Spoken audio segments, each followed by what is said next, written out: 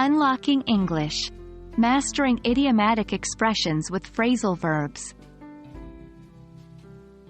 Hello language enthusiasts. Welcome to another lesson of our Intermediate English Grammar series. Today, we are going to dive deep into the fascinating world of idiomatic expressions with phrasal verbs. You might ask, why bother learning them? Well, these little nuggets of language, odd as they may seem, are vital to understanding and speaking English fluently.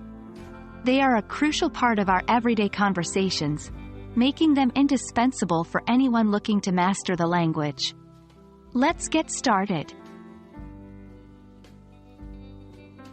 Before we jump into examples, let's first understand what idiomatic expressions with phrasal verbs are.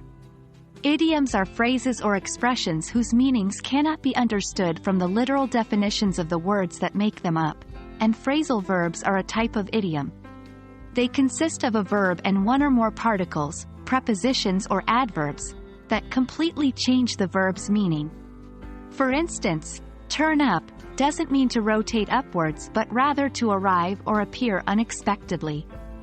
Remember, the key to understanding these phrases lies in treating them as single units of meaning, rather than breaking them down.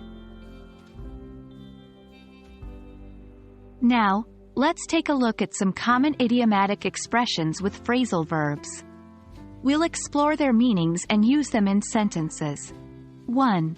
Break down. To stop functioning. 2. Example. My car broke down on the way to the concert. 3. Catch on. To understand or realize something. 4. Example. It took me a while to catch on that they were joking.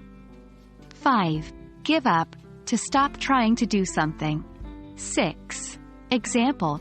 After several attempts, he gave up trying to fix the machine. 7. Look forward to. To anticipate something with pleasure. 8. Example. I'm looking forward to my vacation next week. 9. Run out of. To have no more of something. 10. Example. We've run out of milk. Can you buy some?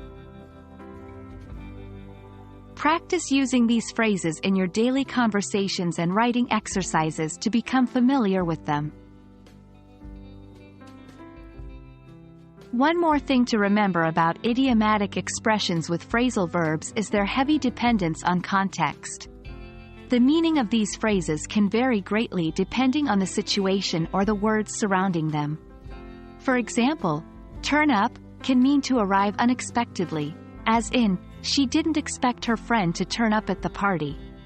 But in a different context, turn up can mean to increase the volume or heat, as in, can you turn up the music? So, paying attention to context is essential when working with these expressions.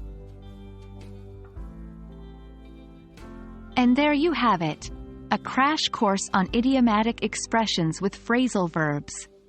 It's not always easy to understand these phrases from a literal standpoint, but with practice and context awareness, they can become a natural part of your English language skills. We hope this video was helpful, and you now feel more comfortable using these expressions.